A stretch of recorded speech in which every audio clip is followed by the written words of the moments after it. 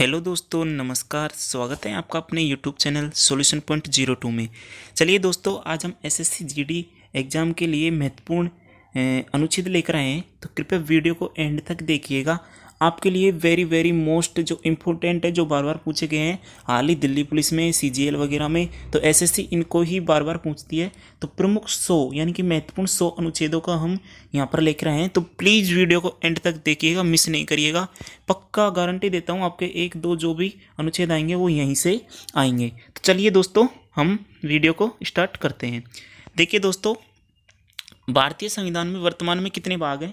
दोस्तों, वर्तमान में भाग हैं 25 भाग हैं और 448 अनुच्छेद हैं, 12 अनुसूचियाँ, 5 परिशिष्ट, 104 नहीं 105 सॉरी 106 हो गए, एक नारी संविधान संशोधन भी वो आ गया, तो 106 संविधान संशोधन शामिल हैं।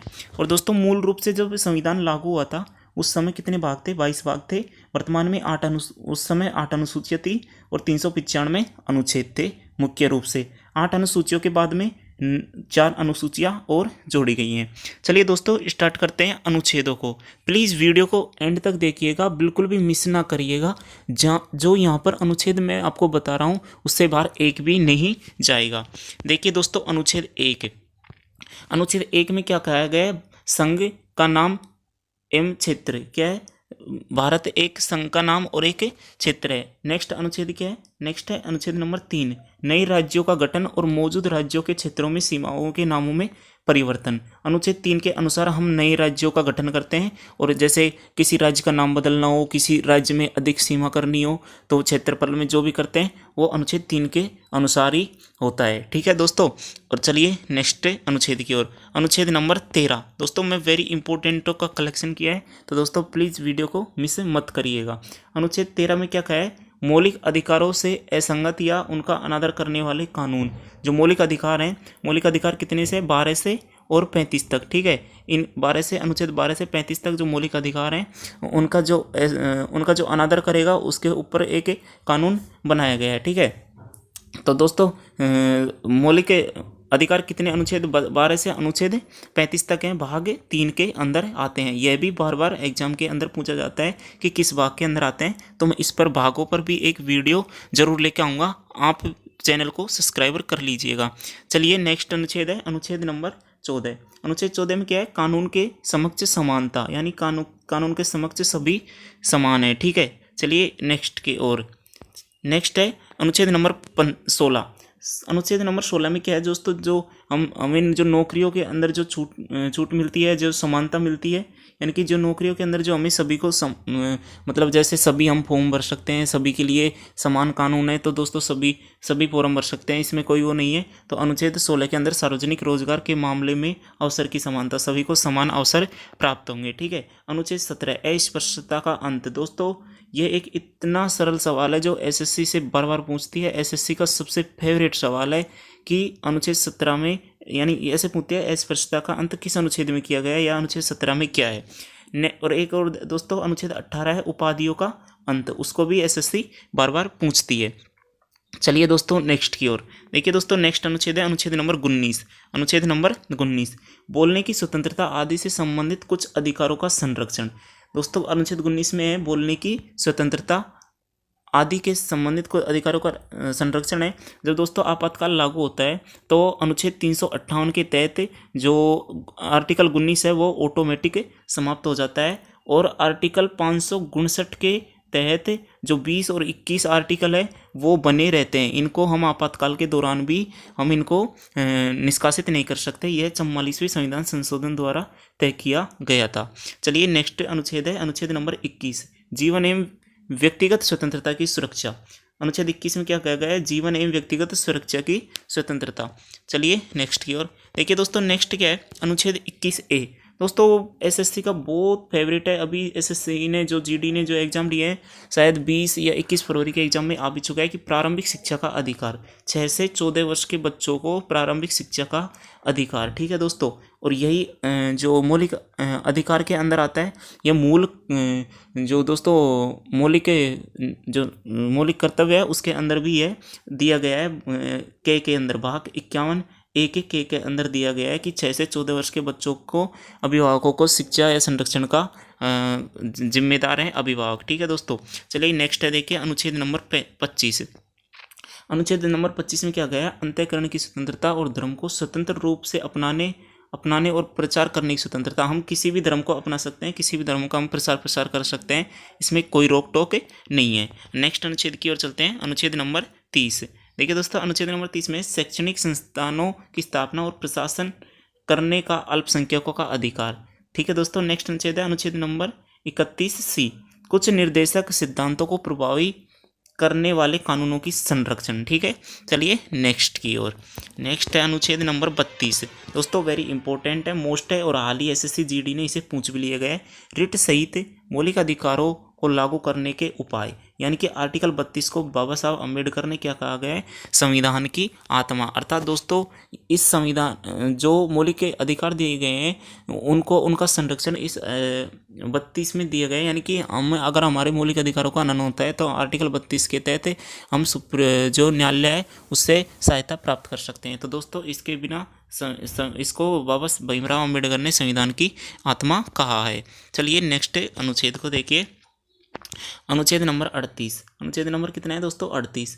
राज्य लोगों के कल्याण को बढ़ावा देने के लिए सामाजिक व्यवस्था को सुरक्षित करेगा। दोस्तों अब ये नीति निर्देशक तत्व में आ गया। ठीक है, नीति निर्देशक तत्व कितने से है, 56 से 51 तक, और भाग कितने में है दोस्तों, भाग 4 में। दोस्तों इसको SSC बार बार पूछती है, तो कृपया यह भी पॉइंट आप ध्यान रखिएगा, और भाग की मैं एक अलग से वीडियो लेके आऊँगा तो आप उसको भी देख लीजिएगा।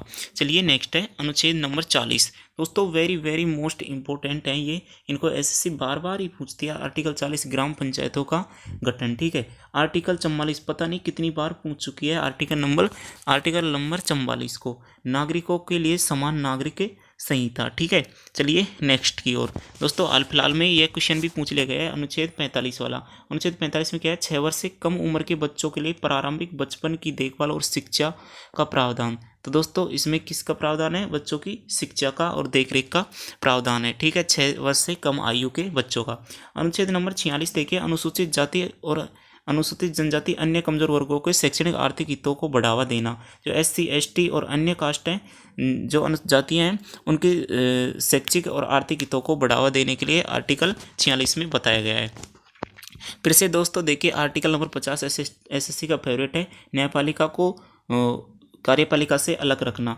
ठीक है, यानी कि स्वतंत्र न्यायपालिका आर्टिकल 50 के अंदर बताया गया है। ठीक है, चलिए नेक्स्ट की ओर देखिए दोस्तों। नेक्स्ट अनुच्छेद नंबर 51। अनुच्छेद नंबर 51 क्या कहा गया है, अंतर्राष्ट्रीय शांति एवं सुरक्षा को बढ़ावा देना। दोस्तों यहाँ तक क्या थे, नीति निर्देशक तत्व, यानी कि आर्टिकल 36 से 51 तक क्या थे, नीति निर्देशक तत्व। अब दोस्तों 51 के में क्या जुड़ जाते हैं, मौलिक कर्तव्य। और दोस्तों हमारे वर्तमान में मौलिक कर्तव्य कितने हैं, 11, और जब लागू किए थे उस समय कितने थे, 10।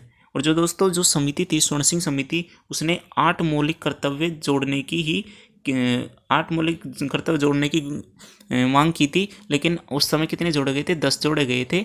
और 86वें संविधान संशोधन द्वारा एक 11वां मौलिक कर्तव्य जोड़ा गया था। 6 से 14 वर्ष के बच्चों को शिक्षा का, अभिभावकों को शिक्षा देने और संरक्षण का प्रावधान किया गया था। ठीक है दोस्तों, नेक्स्ट की ओर चलते हैं।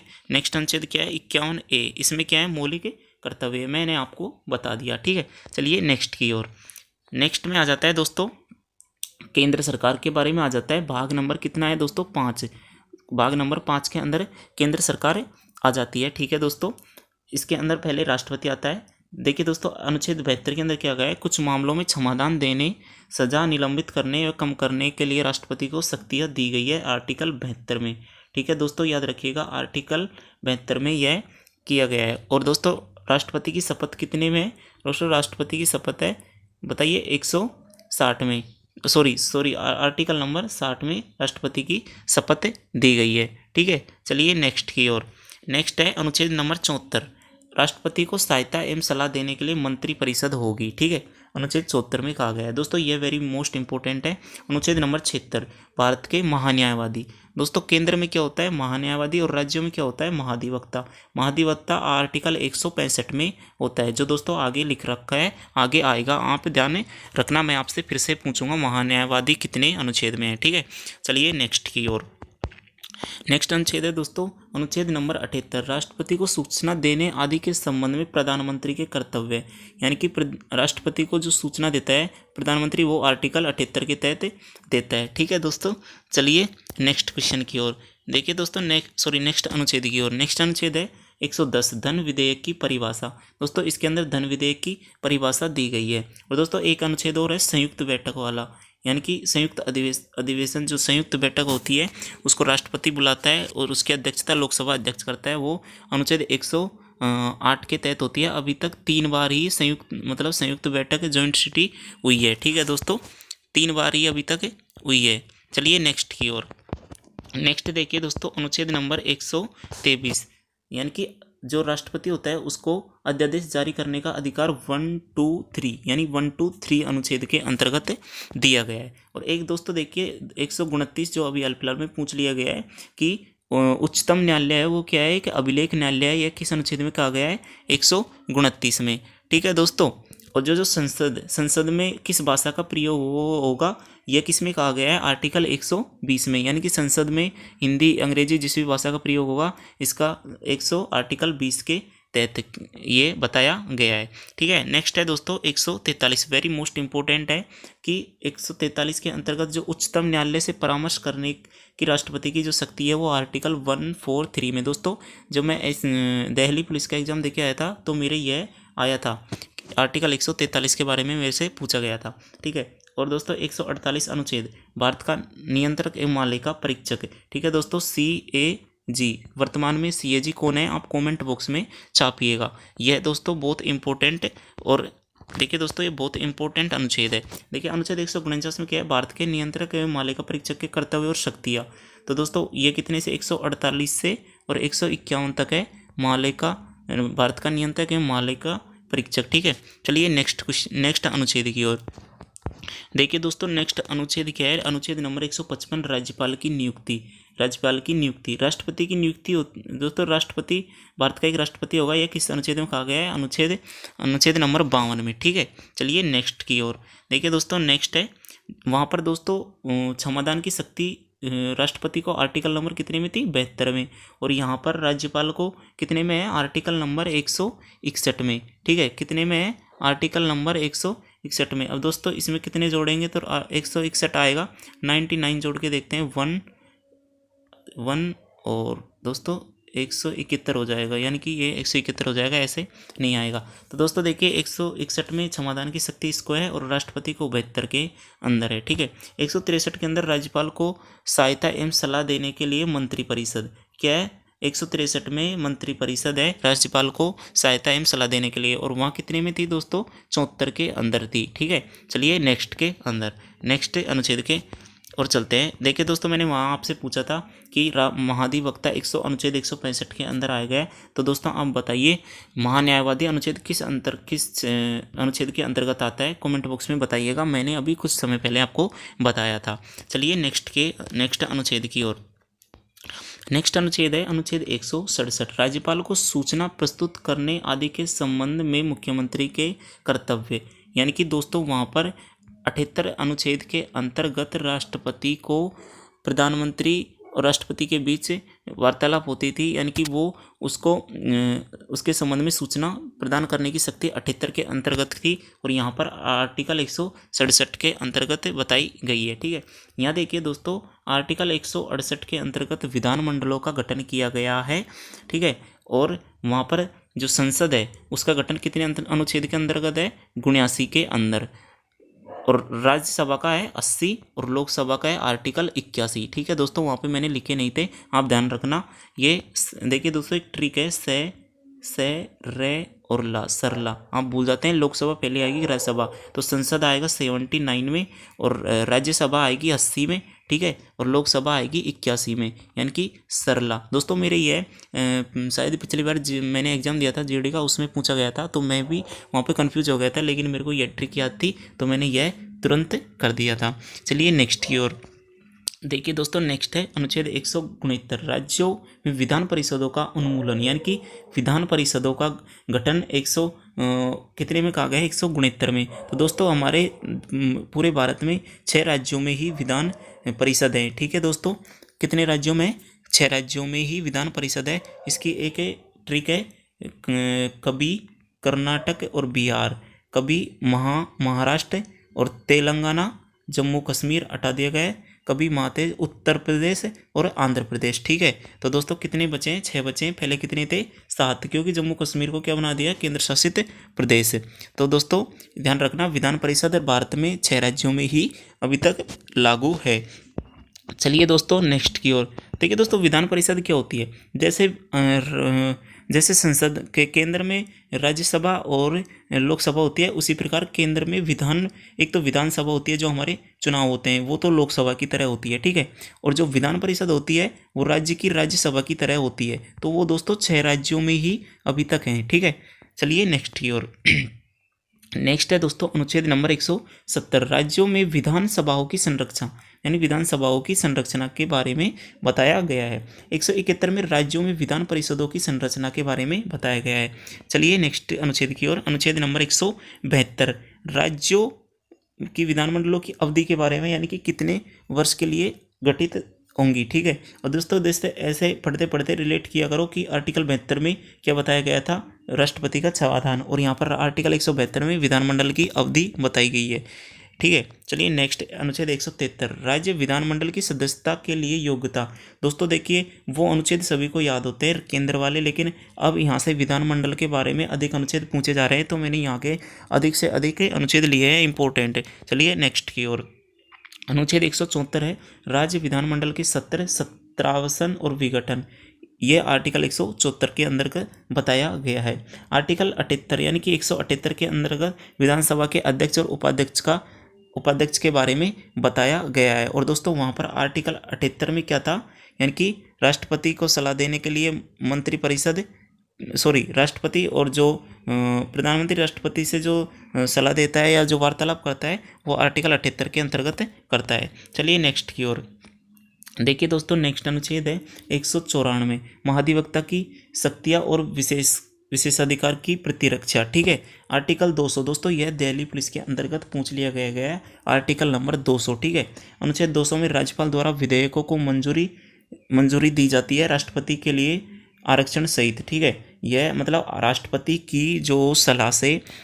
की सलाह लेता है, और आर्टिकल 200 के तहत वह विधेयकों को मंजूरी देता है। चलिए नेक्स्ट की ओर।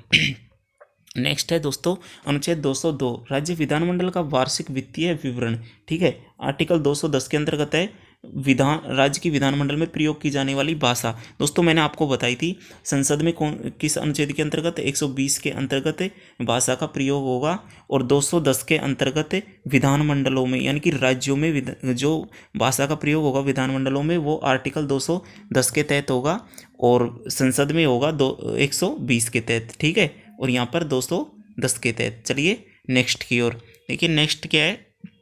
और दोस्तों जो उच्च न्यायालय और हाई कोर्ट और सुप्रीम कोर्ट है, उनके अंतर्गत किस अनुच्छेद के तहत होता है?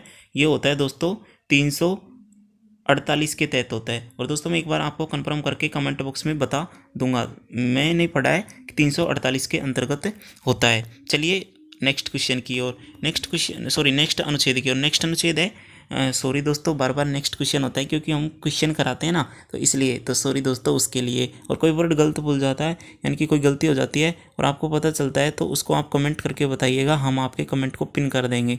लेकिन हम 100% गलती न करने की कोशिश करते हैं, फिर भी दोस्तों हमसे कुछ गलत वर्ड भूल ही जाए तो उसके लिए क्षमा चाहते हैं। देखिए नेक्स्ट अनुच्छेद है 212, न्यायालयों को राज्य विधानमंडल की कार्रवाई की जांच नहीं करनी है। ठीक है, नेक्स्ट अनुच्छेद है 213, राज्य विधानमंडलों के अवकाश के दौरान अध्यादेश जारी करने की राज्यपाल की शक्ति। अब देखिए दोस्तों, आप ऐसे रिलेट कीजिएगा कि राष्ट्रपति को किसमें थी? 1, 2, 3 में, यानी कि 123 में वो अध्यादेश जारी कर सकता था। और यहाँ पर क्या है? 213, क्या है? 213 में राज्यपाल अध्यादेश जारी कर सकता है। तो ऐसे रिलेट करेंगे तो आपको बहुत जल्दी याद हो जाएंगे। ठीक है, अब देखिए दोस्तों उच्च न्यायालय आ जाता है अनुच्छेद 214 के अंतर्गत उच्च न्यायालय का वर्णन किया है, और वहाँ पे दोस्तों 124 के अंतर्गत किया गया है। 124 के अंतर्गत सुप्रीम कोर्ट यानी कि उच्चतम न्यायालय का, और 129 में उसे अभिलेख न्यायालय बताया गया है। ऐसे दोस्तों आप रिलेट करते हुए क्वेश्चन को पढ़िए और अनुच्छेदों को याद कीजिए, तभी आपको ये याद होते हैं। नेक्स्ट अनुच्छेद देखिए, अनुच्छेद 217 उच्च न्यायालयों के न्यायाधीशों की नियुक्ति एवं पद शर्तें। ठीक है। अनुच्छेद 226 कुछ रिट जारी करने, मतलब कुछ रिट जारी करने की उच्च न्यायालय को शक्ति है आर्टिकल 226 के तहत। ठीक है दोस्तों, चलिए नेक्स्ट अनुच्छेद की ओर। दोस्तों ये वेरी मोस्ट इंपॉर्टेंट अनुच्छेद है, अनुच्छेद 239 फेज 11 वगैरह सीजीएल वगैरह सबके अंतर्गत इसको पूछा गया है, क्योंकि अधिकतर बच्चों को यह याद नहीं है कि दिल्ली के संबंध में विशेष प्रावधान। तो दोस्तों हमने आपको ये बताया, आप इसे रट लीजिएगा कि अनुच्छेद 239 के अंतर्गत दिल्ली के संबंध में विशेष प्रावधान किए गए हैं। ठीक है दोस्तों, नेक्स्ट की ओर चलिए।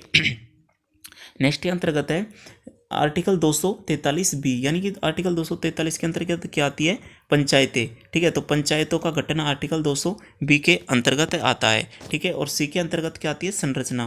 बी के अंतर्गत घटना और सी यानी संरचना। ठीक है, और जी के अंतर्गत क्या आती है, जी फॉर घन। घन होती है, तो हमारे अंतर्गत क्या होता है, हमारे अंदर क्या होती है, शक्ति होती है। तो 243 जी में घन यानी शक्तियाँ। ठीक है, और अधिकार। ठीक है, चलिए नेक्स्ट देखिए, के फॉर 243 यानी के यानी चुनाव करवाते हैं, तो के फॉर पंचायतों के चुनाव। अनुच्छेद 249 राष्ट्र हित में राज्य सूची के किसी मामले के संबंध में कानून बनाने की संसद को शक्ति। दोस्तों इसको आप अच्छे से समझिएगा तो आपको बहुत अच्छे से याद होगा। देखिए मैं आपको बताता हूँ कितनी अनुसूची हैं। एक तो संघ सूची है, एक राज्य सूची है, एक संवर्ती सूची है और कुछ अन्य है। ठीक है, संवर्ती सूची। देखिए दोस्तों, संघ सूची पर विषय राज्य सरकारी केंद्र सरकार बनाती है, और राज्य सूची पर कानून राज्य सरकार बनाती है, और संवर्ती सूची पर दोनों राज्य दोनों ही कानून बना सकते हैं। लेकिन अगर कोई विवाद हो जाता है तो केंद्र की मान्य होगी। अगर किसी परिस्थिति जैसे आपातकाल के दौरान, यानी कि आपातकाल के दौरान भी जो राज्य सूची है उस पर केंद्र सरकार वो क्या बना सकती है, कानून बना सकती है। अब देखिए दोस्तों, जो संसद में राज्यसभा होती है तो दोस्तों उसको कुछ ऐसे अधिकार, ऐसे प्रावधान है जो लोकसभा को नहीं है, अर्थात इसके पास ही है। जैसे कि आर्टिकल 249 यह इसकी एक बहुत बड़ी शक्ति है, और आर्टिकल नंबर 312 ये दो अनुच्छेदों के तहत राज्यसभा लोकसभा से बड़ी है। जैसे 249 के अंतर्गत जो राज्य सूची के कुछ विषय हैं उनको वो राष्ट्रहित के मामले के संबंध में कानून बनाने की शक्ति संसद को दे सकती है। जैसे दोस्तों जो 42वां संविधान संशोधन हुआ था उसके तहत 5 विषय थे, उसको संवर्ती सूची के अंतर्गत जोड़ दिए गए थे। इसी प्रकार 312 के अंतर्गत क्या बताया गया है, जो सिविल भर्तियां हैं उनके बारे में राज्यसभा को सबसे ज़्यादा शक्ति प्राप्त है, लोकसभा से ज़्यादा वो सिविल भर्ती के बारे में घोषणा करवा सकती है। चलिए नेक्स्ट की ओर चलिए। देखिए दोस्तों, नेक्स्ट अनुच्छेद है 262 अंतर्राज्यीय नदियों और नदी घाटियों के जल संबंधित विवादों का न्यायिक निर्णय। तो 262 के अंतर्गत बताया गया है, मोस्ट इंपोर्टेंट लगा लीजिएगा। अब देखिए दोस्तों, यह वेरी मोस्ट इंपोर्टेंट है, आर्टिकल 263 अंतर्राज्यीय परिषद के संबंध में प्रावधान। दोस्तों इसका अध्यक्ष कौन होता है, प्रधानमंत्री। अंतर्राज्यीय परिषद का अध्यक्ष कौन होता है, प्रधानमंत्री होता है। तो इसे भी आप मोस्ट लगा के रखिएगा। चलिए नेक्स्ट की ओर देखिए दोस्तों, नेक्स्ट अनुच्छेद है अनुच्छेद नंबर 265 कानून के अधिकार के बिना कर नहीं लगाया जाएगा। यानी कि आर्टिकल 265 के तहत कहा गया है कि कानून के अधिकार के बिना कर नहीं लगाया जाएगा। नेक्स्ट है 275 संघ की ओर से कुछ राज्यों को अनुदान, यानी कि संघ यानी केंद्र की ओर से राज्यों को कुछ अनुदान दिया जाता है। और वित्त आयोग आर्टिकल 280 के अंतर्गत है, मोस्ट लगा लीजिएगा, अभी एसएससी जीडी ने पूछ भी लिया है।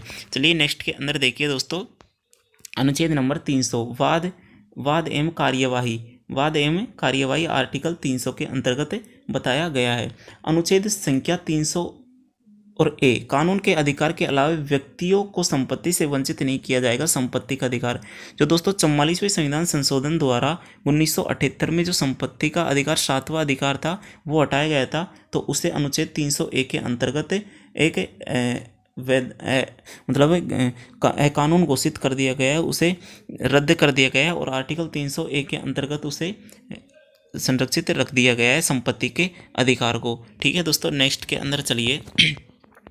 देखिए दोस्तों, नेक्स्ट है 311 संघ या राज्य के अधीन नागरिक क्षमताओं में कार्यरत व्यक्तियों की बर्खास्तगी, निष्कासन या पद में कमी। अब देखिए दोस्तों, मैंने आपको बताए थे आर्टिकल 249 और 312 राज्यसभा को बहुत बड़ी शक्ति प्राप्त करते हैं, जो लोकसभा से सबसे मतलब लोकसभा और राज्यसभा की तुलना की जाए तो राज्यसभा उसमें सर्वशक्तिमान है, यानी सबसे ऊपर है। तो आर्टिकल 332 के 312 के तहत अखिल भारतीय सेवाएं यानी कि जो भर्तियाँ अखिल भारतीय सेवाएं के बारे में प्रावधान किया गया है। दोस्तों, नेक्स्ट अनुच्छेद है अनुच्छेद 315 संघ एवं राज्यों के लिए लोक सेवा आयोग। 315 में संघ एवं राज्य के लिए लोक सेवा आयोग होगा, यूपीएससी और पीसीएस। ठीक है। अनुच्छेद 320 में लोक सेवा आयोग के कार्य। ठीक है।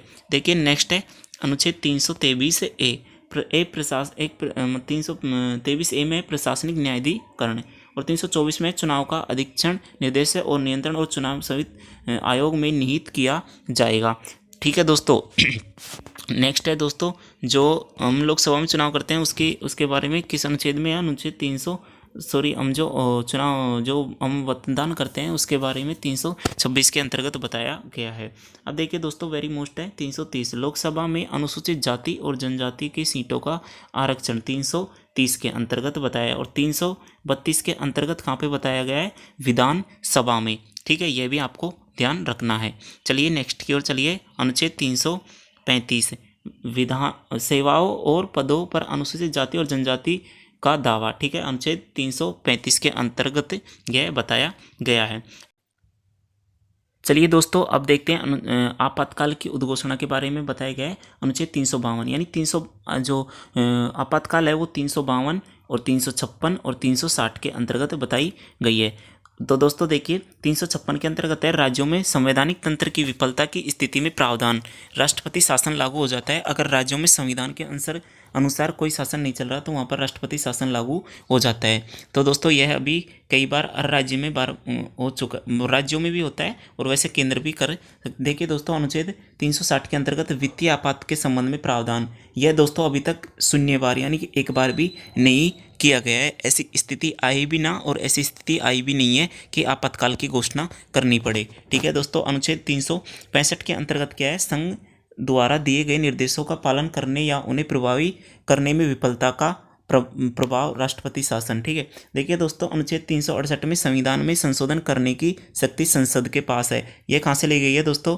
दक्षिण अफ्रीका से ली गई है संविधान संशोधन की। यह किस अनुच्छेद में? 368 के अंतर्गत। अब दोस्तों इनसे पहले एक रह गए अनुच्छेद नंबर 366 और 367। ठीक है।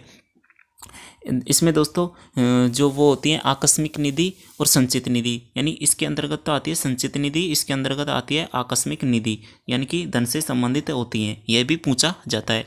चलिए नेक्स्ट अनुच्छेद की ओर। अनुच्छेद नंबर 370 जम्मू कश्मीर राज्य के संबंध में अस्थायी प्रावधान 370 में किए गए हैं। ठीक है दोस्तों। और 371 में किसके बारे में किए गए हैं? महाराष्ट्र और गुजरात के बारे में। ठीक है। 371 ए के अंतर्गत क्या आता है दोस्तों? 371 ए के अंतर्गत आता है नागालैंड। ठीक है। ऐसे दोस्तों सी के अंतर्गत 371 सी के अंतर्गत क्या आता है दोस्तों? सिक्किम 371 ऐप के अंतर्गत आता है सिक्किम। ठीक है। चलिए ऐसे कुछ है, मैं आपको उसको भी टेलीग्राम पर प्रोवाइड करवा दूंगा, आप वहाँ से देख लीजिएगा। मैं थोड़ा कंफ्यूज हो रहा हूँ। चलिए नेक्स्ट में और देखते हैं नेक्स्ट अनुच्छेद कौन सा है। तो दोस्तों यही अभी तक 365 अनुच्छेदों में जो 80 इंपॉर्टेंट अनुच्छेद थे वो मैंने आपको करा दिए हैं। तो प्लीज़ वीडियो को एक दो बार देख लीजिएगा और इनको याद कर लीजिएगा, इससे बार एक भी अनुच्छेद नहीं पूछा जाएगा। और दोस्तों इस पीडीएफ को प्राप्त करने के लिए आप हमारे टेलीग्राम पर जुड़िएगा, वहाँ आपको यह पीडीएफ प्राप्त हो जाएगी। तो दोस्तों वीडियो अच्छी लगी हो तो प्लीज़ वीडियो को लाइक कीजिएगा, चैनल को सब्सक्राइबर कीजिएगा। और टॉपिक वाइज हमने वीडियो डाल रखी है, तो प्लेलिस्ट में जाइए और वहाँ से आप जैसे जनगणना की हुई और प्रमुख भाषाएं हुई सब के बारे में हमने डाल रखा है। तो प्लीज़ आप प्लेलिस्ट में जाके वहाँ से देखिएगा। चलिए मिलते हैं नेक्स्ट वीडियो में, पंचवर्षीय योजना वगैरह को लेकर नए टॉपिक को लेकर आएंगे। तब तक के लिए बने रहिए। जय हिंद, जय भारत।